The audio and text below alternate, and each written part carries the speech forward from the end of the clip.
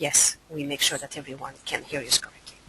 As I said before, so while I'm waiting for some text, my name is Cristina Murias. I'm a consultant of Green Growth Consulting, a company, in fact, that helps businesses to win contracts in the private and public sector. Today, in our series of Ask the Experts, I have the pleasure to introduce you to Monika Maciejewska, a sustainability and corporate social responsibility strategist. The webinar will last 60 minutes. As you can see in the screen, you have a box where you can type questions or comments during the presentation. All right. I will be facilitating the discussion, allowing Monika to provide a full presentation and ensuring that your questions are answered.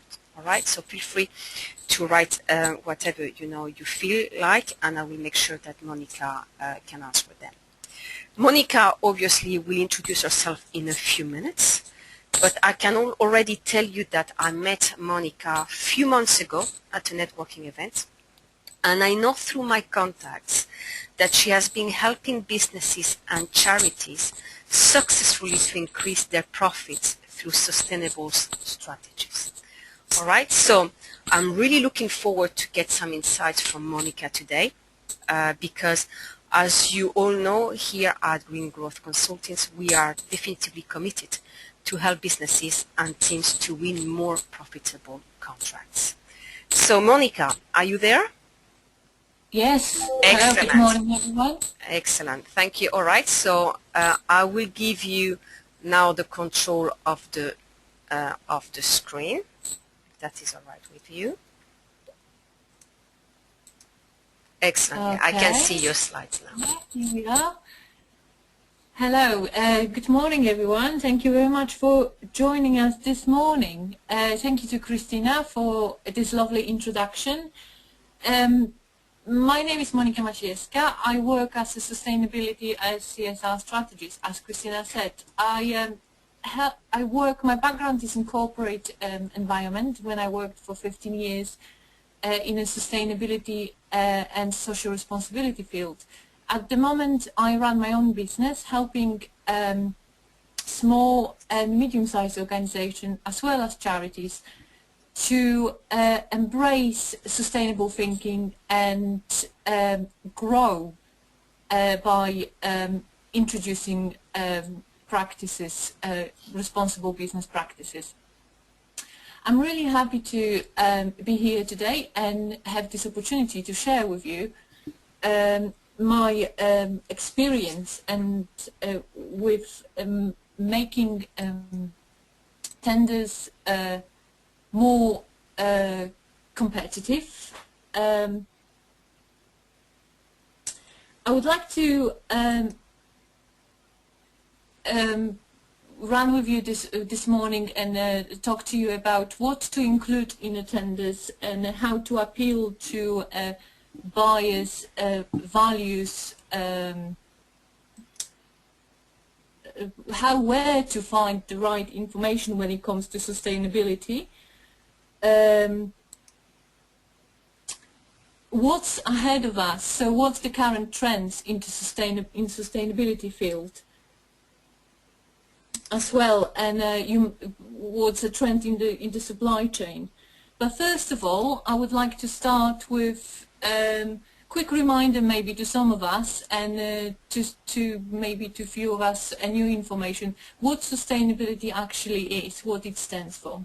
Yeah, I think that is a very good point, yeah, because sometimes we talk about things without necessarily knowing what we are talking about, yeah.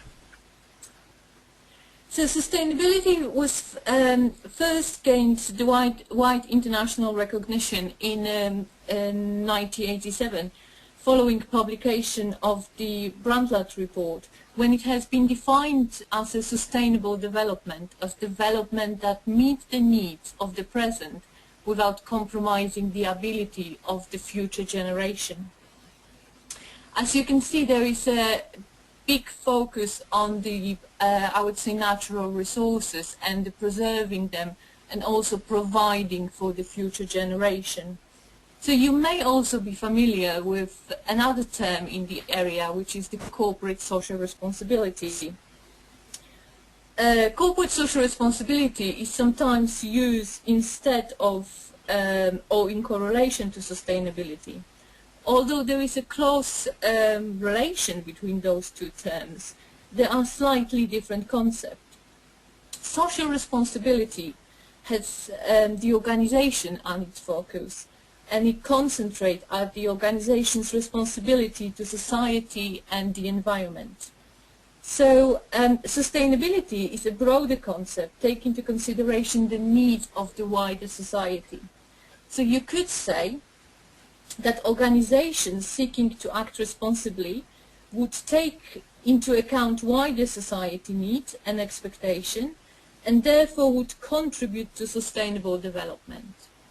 So this is the bridge between the two concepts. So although very close, slightly different. In other words, you could say that sustainability is the low voltage Malcolm. So environmentally focused natural resources. Whereas the corporate responsibility is the ethical board of directors. Everything within a reason, of course. There are three pillars to sustainability you may have heard of. These are economic, which is also known as profit, social, people, and environmental or planet. They're all known as 3P or triple bottom line. This is the sustainability model. It looks a bit complex on the screen, and don't get scared by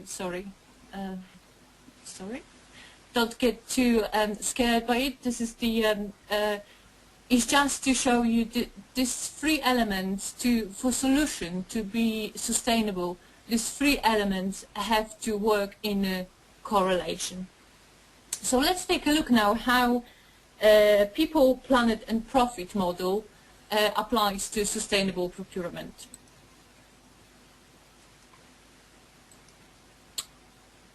Okay, here we are. Sustainable procurement has been defined as a robust and risk-based, however commercial approach to integrate environmental and social criteria into decision-making process. It looks at what products are made of, where are they come from, and who has made them. Very simple questions. And the objective of this process is to reduce negative environmental and social impact of the procurement or buying decisions whilst maintaining business objective and business value. So we can see simple the application here of the sustainability model. So we have environmental and social, but the business value, the profit part is still very present. So what is the business case behind sustainable procurement? There are basically three reasons why businesses or organizations engage into sustainable procurement. Risk reduction and brand reputation is quite important. And I have an example here from Mattel, American company. We all know Barbie doll, for example. So this is the example provided by PricewaterhouseCoopers when Mattel suffered a cost of $100 million in 2007 as a mistake made by a supplier in the lead content assessment. So there was a mistake made in the supply chain in the assessment of the lead content in one of the toys provided by the Mattel company, and they had to make a recall and also run a communication campaign. So this the cost of this this campaign was 110 million. This is the cost to the brand reputation. And, Monika, I have a question. What do you mean by lead content? Is it is a part of the baby, the Barbie doll, or? No, it's not in relation to the Barbie doll, but it's lead was present in the toy. All right. And there was a mistake made in the assessment, so the information was All wrong. right. The information was wrong. And they had to recall the whole The toy. lot. Yeah, the lot. Yeah. So this is how much it cost them. So just shows the importance of control and knowing your supply chain. That's Absolutely. why that's the case for the procurement and getting engaged in your supply chain. And the second reason is the revenue improvement, which is quite interesting case in the getting involved in sustainability and sustainable procurement. In 2000, Unilever bought Ben & Jerry's. They made the announcement that the brand will be fully fair trade by 2013, which basically means that the key ingredients for making Ben & Jerry ice cream will be coming from fair trade sources. As a result, the revenue increased by about 180 million pounds. So that's a great case. That just shows that there is a market for all natural or fair trade products. The most common, I think, and the one that we all can relate to, sustainable procurement case, is the cost reduction. And this is an example from Plan A and Marks and Spencer. I think we're all familiar with the Plan A. It's quite big initiatives in the UK. So we have the Plan A was initially launched in 2007 with 100 commitments that were expanded to 180. At the moment, it's 180 sustainability commitments covering the whole operation of Marks and Spencer organization. And the total savings that have been for up till now is 135 million generated as a result of sustainable initiatives generated through Plan A and sustainable commitments. The savings that have been reinvested in the business. This includes lots of initiatives, but mostly in around energy savings in the buildings. So this is a great case for just demonstrating sustainable procurement and sustainability initiatives can deliver a great business case. So the procurement process is changing.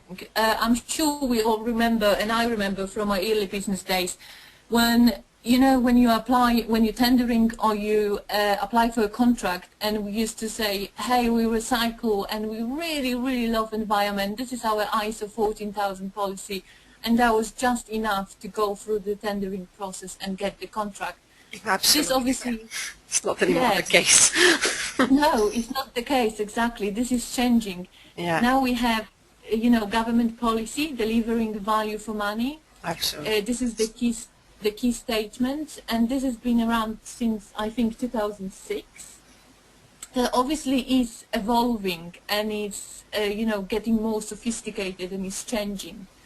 But on the top of that, we have commercial drivers and the initiatives like Supply Chain Sustainability School. I don't know if no, I don't know about. No, I was not aware about this one. No.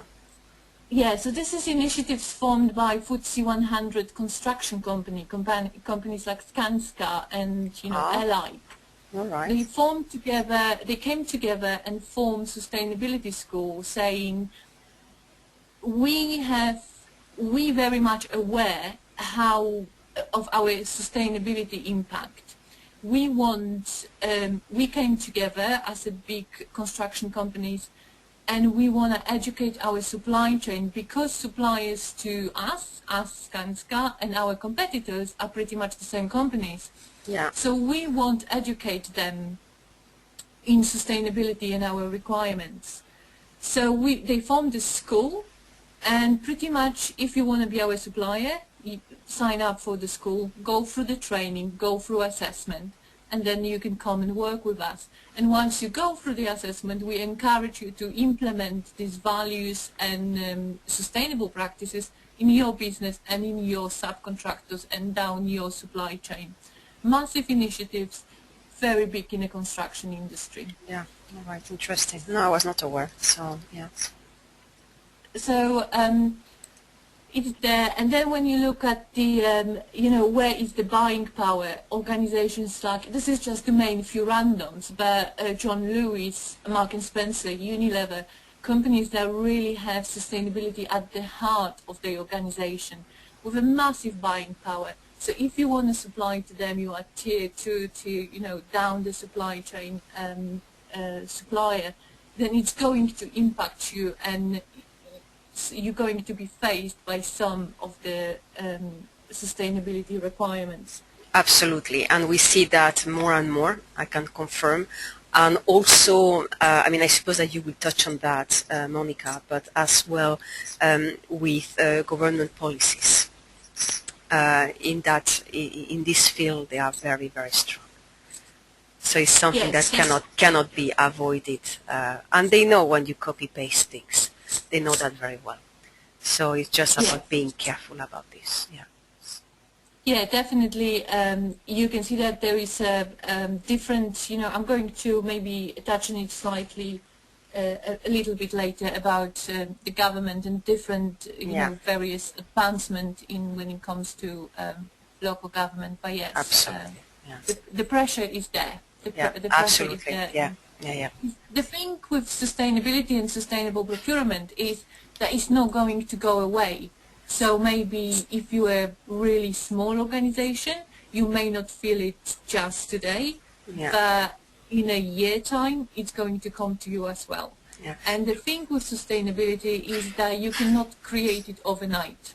So you can write up a policy or you can pay someone to do it, but in order to, you know, policy is not enough. So saying, hey, recycle, hey, we recycle, and here's our sustainability and environmental policy will not get you a contract anymore. No, I agree. The fact is that because we are all connected, and I think that you explained that extremely well in this supply chain, everyone has a responsibility. And if you don't understand what you are doing, that has huge implications on the final products or eventually the big corporation, as you have, as you have very well, explained with the Mattel, for example, case. Yeah. So I agree. That is crucial. Knowing what you are doing, and that is what they are checking. Do you know what you are doing? Do you know really? Because everyone can copy paste, but if you don't understand your business and your responsibility, that is a huge problem. That's exactly the point. Yeah. So let's take a look now quick at what to include when you tender or when you go apply for a contract. So sustainability or corporate social responsibility policy depends on what is closer to your business. Pros and cons. Christina just mentioned copy and paste. This is my absolute favorite of all times. I know of businesses that are faced by the, invitation to tender, and it says, please provide your policy statement, and then they go on the website of, let's say, council in that case, copy the policy, change the heading, couple words, here you go. The thing is that the people who, look at your tender, they're clever people. They know it's a copy-paste. This is my absolute favorite. Don't do it. If you decide to have a sustainability policy, make it to mean something and make it meaningful for your business. It's better, I suppose, I don't know if you agree with me, Monika, but sometimes I suggest that it's better to have maybe a couple of pages that really relate to your business than having 10 or 20 pages that means, you include everything, but nothing, it doesn't mean anything. What do you think on that, Monika? Exactly. That's kind of, I would like to share with you all right. my Excellent. top tips, I think, on writing a policy. So, if you decide to have one, even if you have an environmental policy already in place and you're not ready to go for sustainability or for CSR policy, include sustainability commitments that are relevant to your business and actually reflect your business values. So, yeah, so I would say make it bespoke and make it your own if you decide to go that way. I would say start with a description, a short description of your business, what your business stands for, maximum one sentence. Don't go into long, you know, this is what we provide and all this kind of service description is not relevant for this document. Think about what are your values, what are you striving to achieve, and you know, include it. For example, I give you an example from John Lewis. They say honesty and accountability. For example, this is one of their values: honesty and accountability. We will communicate our environmental policies, objective and performance openly and honestly to our partners and others with an interest in our activities, including customers and suppliers. Nice and sweet, to the point, great. Include it if that's what you think. Right. I would say avoid generalizations, stuff like, we are committed to saving the planet. Well, everyone is, you know, we all care. Or we are committed to protection of natural resources. What resources? Be specific. So if you're a transport company, you possibly the resources you want to, you know, protect is, you know, carbon emissions. So talk about we want to reduce our carbon emissions, and be specific to what you're actually trying to achieve, what applies to your business.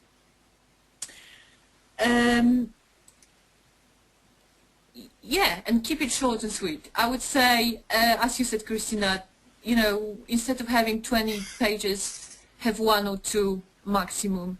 Yeah, to That share makes with, sense. Yeah, that makes sense. yeah, and to include in your tender document.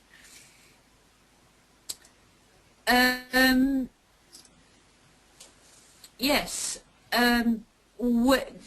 When you tender, include a detailed description of your product and services. What are they made of? What is the composition? So information like, is it disposable? Is it recycled?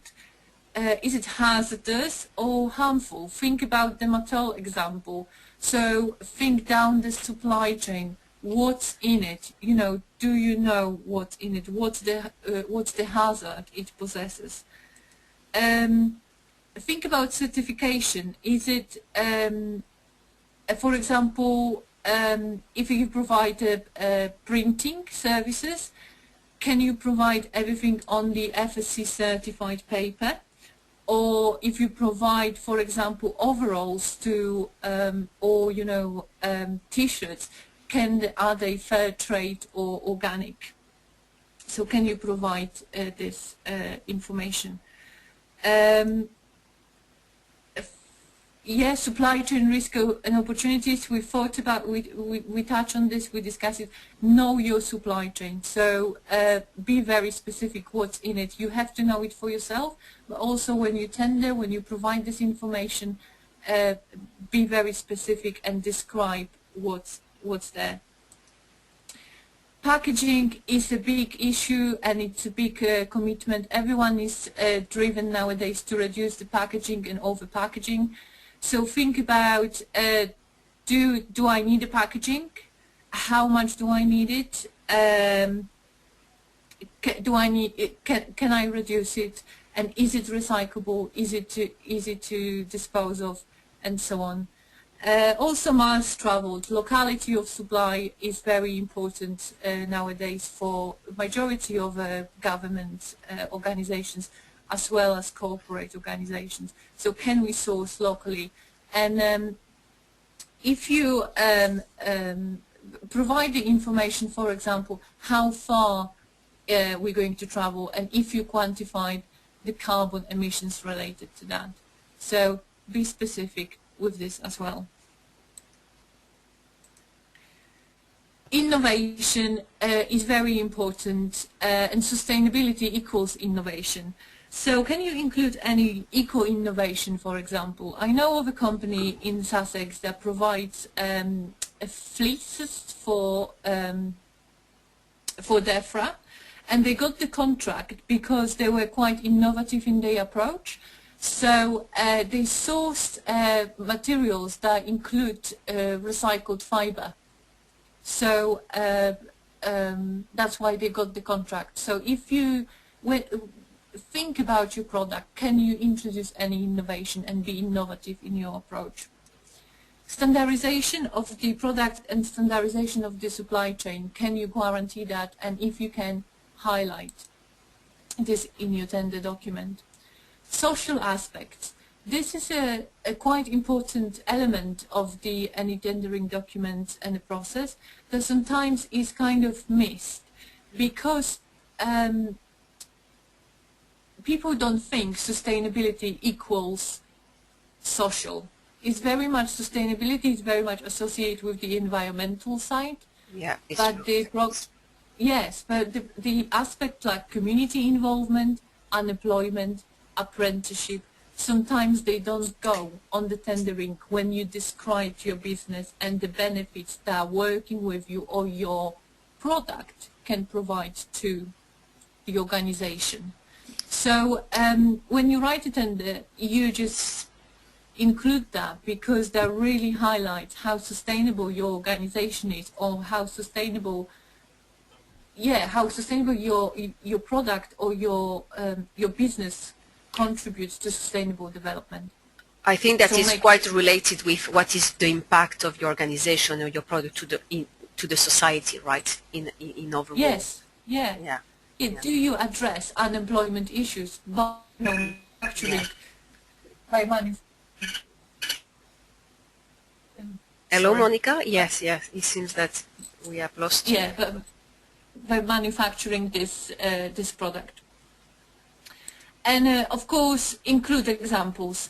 So any examples of previous work that you have undertaken, or also initiatives within the business that can support your case. So yeah, they demonstrate that you are proactive on the sustainability front and very sustainable thinking business. So to summarize very briefly, because you went through quite interesting things here, Monica, any couple of tips that you think that we definitely need to take from all this to write the sustainability policy? I would say if you decide to do it, make it about your business, be very specific and bespoke. I think bespoke is the key word. Okay, very tailored, not very specific. Yeah, On your business. bespoke, yeah, and yeah. All right, okay, excellent, thank you. So where to find the information when you prepare for tendering?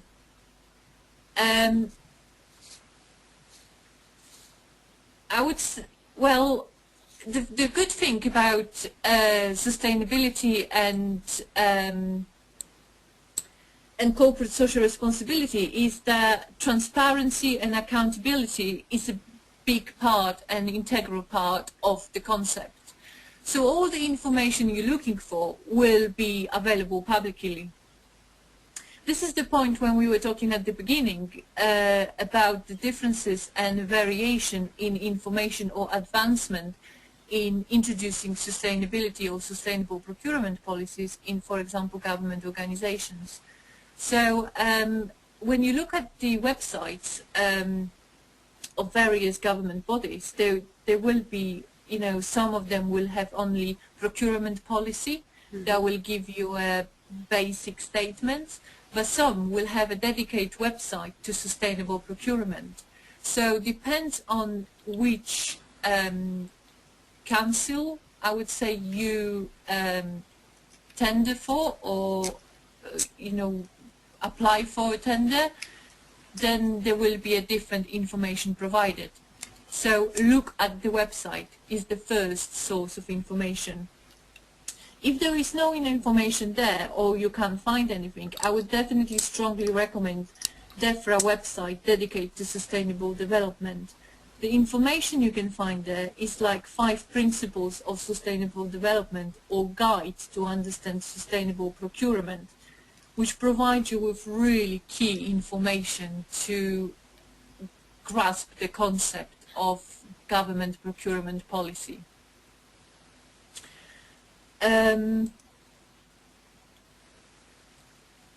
Lots of organizations, including public organizations, will have a sustainability strategy. Sustainability strategy will provide you with the objectives for period of time, so let's say 3-5 years going ahead. The information you get there is to what this organization is looking to achieve. For you, this is a valuable information to incorporate in your when you write the tender. So let's say the organization is looking to achieve in 5 years' time, they're looking to achieve zero landfill status. Therefore, when you tender for them, incorporate this information, how your product or how your service going to contribute or help them to achieve these strategic objectives. Obviously, with whatever you're offering, may not meet every of the strategic objectives, it's obvious, but pick the ones that are best and you can help them achieve. There always will be something. All the commercial organizations, as the big corporate organizations, and some of the medium-sized organizations, if they will publish annual sustainability report. Annual sustainability report is the summary of what we have achieved. It's like a financial report, but on the sustainability front. This is information exactly to show you what the organization has been up to in the past couple years.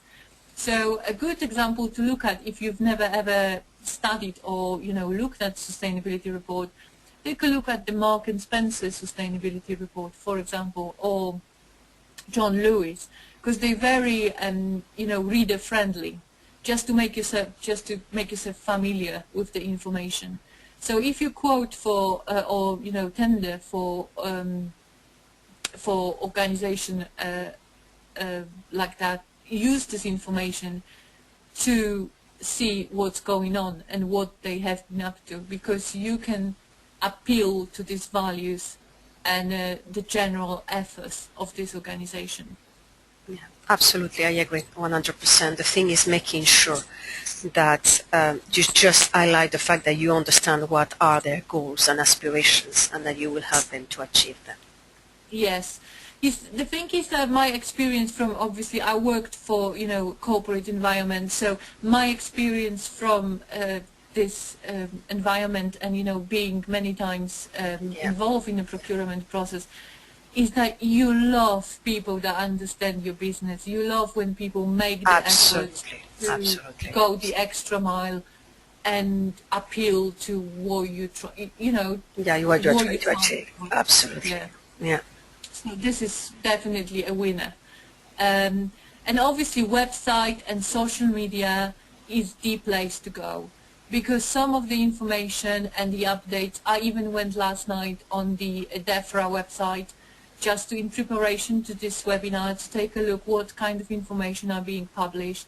And I found out great information about, what's happening in the revenue and custom in terms of sustainability, stuff that I didn't even realize. So there's lots of happenings. So take a look and, be prepared. Market intelligence is absolutely crucial, and it's just going to only enrich your offer. So make sure you type in. But I want to say also that look at your competitor, because it's so important that you know who you compete against. And I think everyone knows our direct competitors. I think everyone has a feeling when you go for a tender, pretty much you will know who, you know who you're going against. Yeah.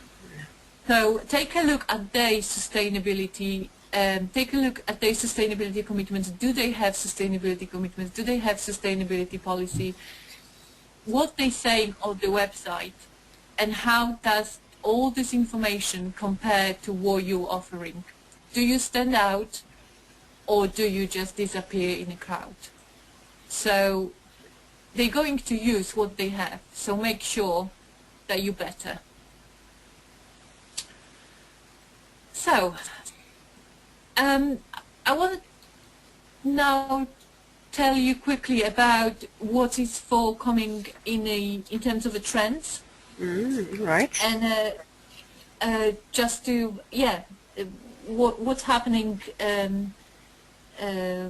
You know, what new stuff they're coming in through the supply chain. So there is a big pressure on information disclosure. I don't know if you have come across this already. So if you become a supplier, if you won the contract, or it's not the end of your sustainability journey. Hello?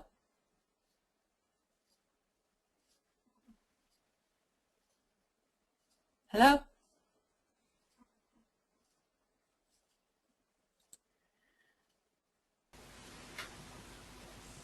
Christina, can you hear me? Yes, I can hear you. Yes, sorry. I had a problem Sorry, with my computer. It was me that had. I'm sorry, I thought I lost you. So if you so when you become a supplier, what's happening then? Because it's not the end of your sustainability journey. There is a big pressure on disclosing information disclosure. So I have an example that I've experienced personally from my previous employment. Through one of the big property management companies that approach us to disclose, to ask, you won the contract, now you are a supplier, please tell us about your carbon emissions, your how much waste do you generate, where do they go for, all this kind of environmental and sustainability information. So even if you won contract on, let's say, a minimum requirement, or you impress them on your commitment, your work don't finish there. So be prepared for this kind of requirements to come your way. Supplier assessments are becoming more and more popular, especially in the corporate environment, but as we say, the supply chain pressures are coming and coming and coming down the stream. So the organization called SEDEX, I don't know if you come across it before. No, not me, no. Okay, it's quite big. They look at the ethical supply chain and supplier data exchange. So they basically primarily work with a big corporate organizations, but they verify, let's say verify inverted commas, suppliers. So if you supply to bigger organizations, or you plan to supply to a bigger organization, you may come across SEDEX. What they look at is the labor standards, health and safety, business ethics, and environment. And as a buyer, you have access to ethical information of your supplier in one secure place. So basically, you ask your supplier to fill in a questionnaire and provide information on these areas that I have just mentioned. And as a supplier, you do a self-assessment, enter your data, and you choose or not to share with your future clients. So it's a platform, information in one place. You just send a link to your future clients, or as a buyer, you send a request to your supplier to provide this information. There's obviously a cost involved in this, but what does it do is that you enter the information once, and you just share with everyone. So just be aware, you may, as a supplier, be asked to provide information through SEDEX. There is other requirements, lots of companies developed supplier verification.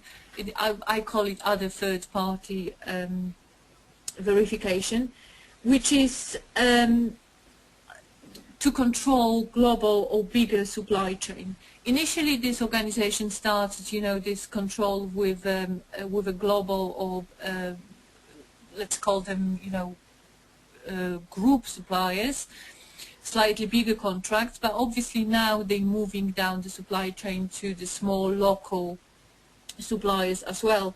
So they will send a request for a comprehensive self-assessment and providing the compliance information in the areas of business like health and safety, product safety, quality, sustainability, environment, and so on.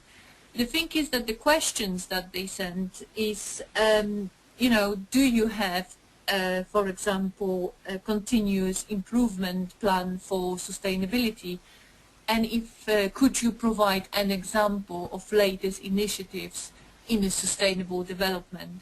So once again, the approach we were talking about, hey, we have a sustainability policy, is not going to work. So it's kind of the demand for active engagement in the supply chain, once again, is being highlighted here. Other initiatives that we're seeing more and more often are zero landfill. So, for example, commitments from in big corporate organizations like Marks and Spencer or other organizations that are committed to zero landfill. They also now requiring in the supply chain to ensure that you are zero landfill as well.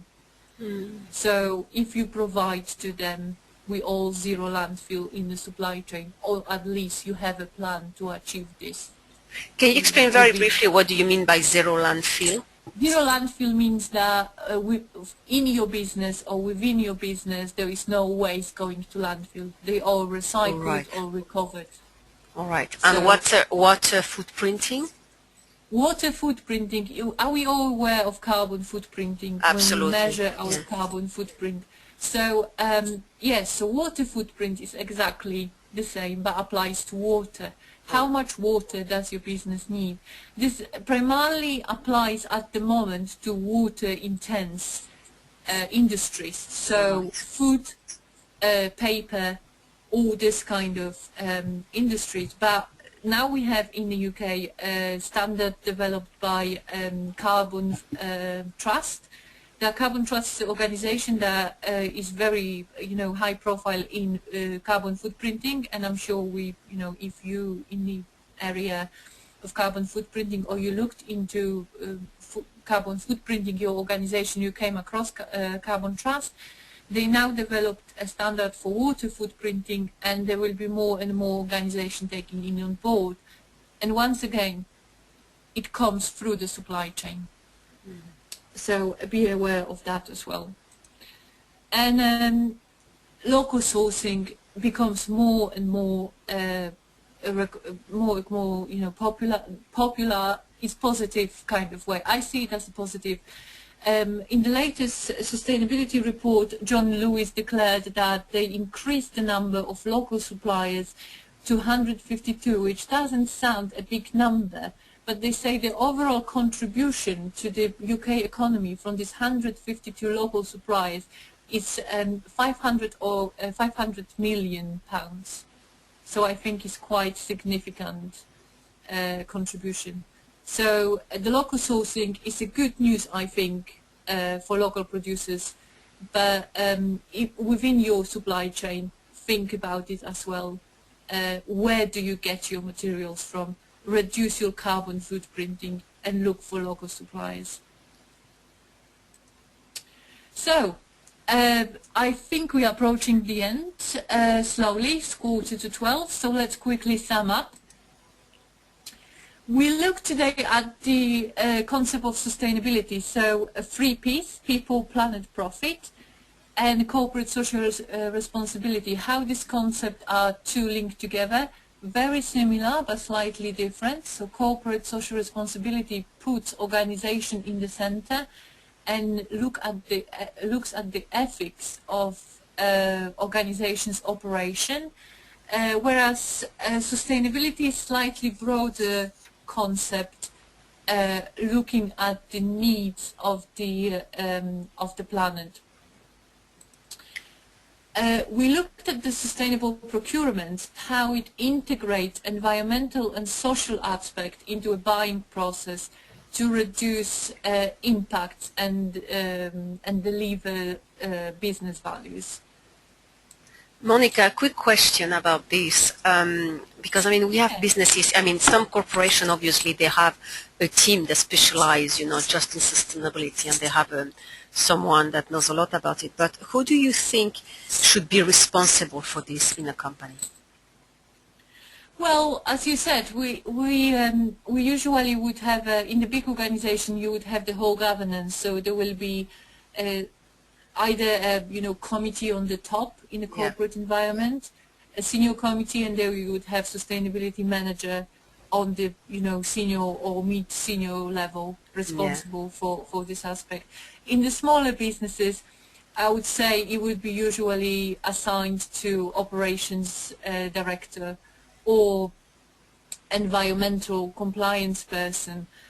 From my experience, when you go to a small and medium, there is usually no one. So commercial team will be the one that looks into tendering process, and they will incorporate the elements of that into tendering. But there will be, in smaller organization, there will be no person dedicated to sustainability issues. All right. So it's kind of spread responsibility. Okay, fair enough. Depends on the nature of the business. Yeah. When it comes to tendering, I would say, work as a team. I just mentioned the commercial team usually is the one responsible for putting the tender together. As a commercial team, you sometimes, or maybe sometimes the whole aspects of sustainability model don't click together.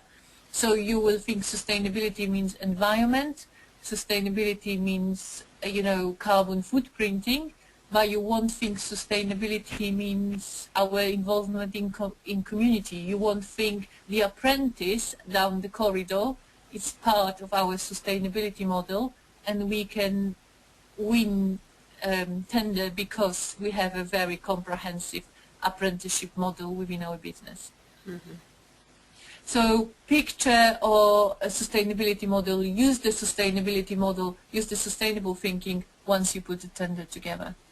Appeal to the business's value, so do your market research, see what's the business or the organization, if government organization is all about, what are they trying to achieve, what's their strategic goals when you tender, appeal to these values, appeal to these objectives. Use the publicly available information, as we mentioned, the websites, sustainability report, sustainability strategy, they're all there, all available. Use them when you put your document together. Monika, I have a maybe last question, because I know that we are running a little bit of time here, but you have done a great presentation. I'm just a little bit maybe concerned. You talk about so I'm just, I'm reflecting on what you have just said before. How big is this trend? And who really is this trend in terms of sustainability, and who is really affected by this? Well, I would say how big it is. If you are in the corporate world, it's absolutely massive. If you are, if you're tendering for government contracts, it depends on what you tender for. The size of the contracts, yeah. Yeah, there are still contracts when you can go, when you just required to provide a policy, and you will be fine. But there are still, well, the company I used to work for, we used to tender for, waste collection. Yeah. And there would be all this information I'm talking about, they would give us a massive advantage. So So it depends on the nature and the value of the contract. All right. So I think it's on the upcoming. So it's only going to go bigger. If it's small, it's only going to go bigger. And I think it also depends on the nature of your business. If, for example, you are a printer, all this information can only benefit you. So you can just go very comprehensive and talk about the printing process and the paper you use and all this, use it in your advantage. Whereas when you are a consultant, you're quite limited in what you can, include as a sustainability. Well, I mean, one of the things that for example, I do is that I'm trying to do more and more webinars instead of face-to-face meetings for obvious reasons, because it avoids people to travel and I mean, time as well is limited. But yeah, I see very well what you mean. And for every business, you need to look about what means sustainability for you, and for your client, by the way. That's very true. Yeah. Yeah. So this is our last slide. So just to highlight, steer clear from copy and paste. So don't go, I'm against using the standard. If you use standard business description, that's fine, but don't copy and paste sustainability information because they won't be applicable to the same to every contract. Don't copy and paste policies because they won't work. It's very bespoke information. Look into weighting of the tender. So each tender will have a weighting against criteria. So look into it so you put the right information when it's needed. Include quantitative data. So if you say we reduce packaging, say how much we reduce packaging. If you say we save miles traveled or reduce carbon emissions, say how much, in what period of time. Put the figure against everything you claim, so it's not a vague and general statement. And be proactive. That's, I think, the most important. Proactive people or proactive businesses win. So don't wait for supply chain to catch up with you. Look into how you can implement sustainability in your business today. You don't have to go big. You can go little, step by step. But look what you can do today. And when it comes to tendering, be proactive and put the information you have, put the initiative you have in your business today in front of the buyers on regular basis all the time. Even if not necessary, they don't ask for it, you will be the business that is there and is known for being sustainable business. It will only benefit you in the long term. So I hope you enjoyed it. Thank you very much for this opportunity. I really enjoyed presenting to you this morning. All right, Monika, I think that we have a couple of questions. The thing is, if you can just give me again the control, because otherwise I think that I'm not able to see what are the questions. So let me see if otherwise, I mean, feel free, please, everyone, to ask any question. I mean, nevertheless, I think I wanted just to highlight something that that you mentioned at the beginning, and I think I relate quite a lot to this by experience. Is that sustainability is not about being nice or just looking about how we are trying to protect the environment. I think that you made a point in time that there are three main goals. One is to minimize risk. The fact that you can also improve your profit, looking at that way, and that definitively there is some cost reduction that can be made for your business, but as well for your clients. Is that right, Monika? Do you think that's... Yes, definitely, yeah. For your business, there is lots to be achieved, but also when you work with your client, you can deliver savings there. That's been proven in many cases. So because yes, the thing is what happens with sustainability, and that is a little bit experience that I have, and not only with small businesses, but as well in corporate, because you know that I used to work as well for an oil company is that people think that it's costly. It does cost money. No, that's That is the well, perception at times that we have, that is right? the perception. Yes, that is the perception that it costs money. It comes from, for example, you have to. There are some solutions that you have to invest to get the return, but it's not necessarily the case in every situation. In some situations, you just have to think differently to start making the change. And in a buying process, that's very simple to achieve. You just buy differently. You work with your supply chain to modify the service. So if you face by the pressure to provide different service, at the same time you work with your supply chain to provide a different service to you, and it all works. You have to think about that you're not standalone, you're part of the bigger system, and it all comes together. It doesn't have to cost money. It costs thinking and innovation. All right. I have a question here. Someone is asking, by your experience, how long it takes to a business to recover, to get his money back when they eventually invest. I suppose that is for every business, but for every business is different. But what has been your experience? Well, it depends what you're investing in. Anything from if it's investment in I know from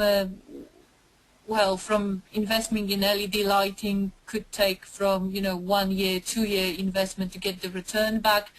But some investment on the supply chain front, like for example on the packaging side, reduce the packaging.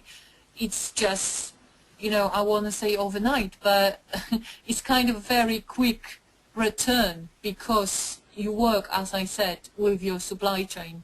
So it's kind of engaging with people and making it happen. It's not really, it's happened quite quickly. All right. I have another question here. I think that is from Richard. He says there was, as I will read it, there was a mention earlier on zero waste to landfills, Yeah. and either achieving or working toward this. How achievable or affordable do you think this is for SMEs who produce waste like mixed plastics or small amount of food waste? It is achievable. However, I would say zero waste to landfill is costly. Go back to, yeah. It is costly. I know from experience on the corporate world that we looked into it and it comes costly. It's for now I would say it is initiatives that it's kind of one of those that you have to invest because it's morally right rather than a business case, unfortunately. But it is achievable. I definitely know the small businesses that have done it, and you can either work with waste organizations to make it happen, or you can invest in the solutions to make it happen on site. And there are scalable composters and other areas, technical solutions that you can introduce to make it happen. So it is achievable. Yeah. I think it's a question of money. Are you prepared to invest? But yeah. Yeah, it's as well about the return on return on investment as well, right? Yeah. Technology is not an issue. Technology is not an issue here. Yeah. All right. Okay. I think that we don't have any more questions, but no, sorry, it was Chris that asked that question, was not Richard. Everyone has the contact details of Monika in front of you. We will also send you an email and mobile. So, feel free to get in touch with her if you need, if you have any question about what has been said, but even, as well, if you think that she can help in any way. Just to summarize very quickly, Monika, you have a lot of experience with cooperation, but we have also some small businesses and medium businesses here present. How can you help a small and medium-sized company as someone quite knowledgeable in sustainability right now? I basically specialize with like a whole business overview and prioritizing and setting up the, which way to go or would be the best. So very much strategic overview. So yeah, so I help businesses to prioritize which way to go and then pick the right topics to progress. So yeah, so That's fine. any All right. business that is interested in having a chat, and yeah, we can take it from there. Excellent. Excellent. Fantastic. Thank you very much, Monica, again, for this very professional presentation. I mean, even I have learned a lot on all this, so there are quite a few things that definitively we might need to introduce in some of the things that we are doing. So I thought that was very, very good. Yeah, for sharing what you know, because I don't think that too many people can just talk about this in a comfortable way, because it's not an easy topic. It's not a very easy topic. So thank you very much again, Monica. Is the only Thank thing I you. can say. And yeah, who knows? I mean, if there is please any question or whatsoever, please feel free to get in touch with us.